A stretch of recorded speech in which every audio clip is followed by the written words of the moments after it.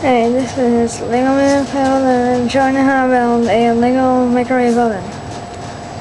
Pieces you'll need are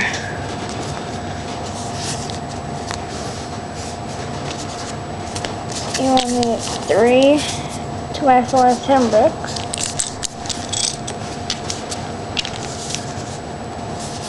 4 1x2 thin bricks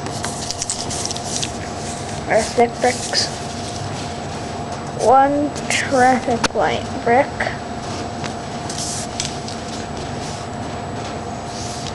1 gauge piece like that,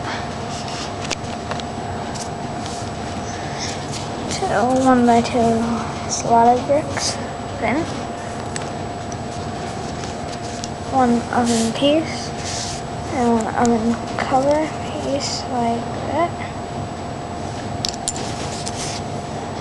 1 door, and 1 1x4 thick brick.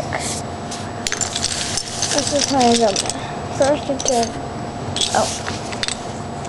2x4, set the oven piece like that.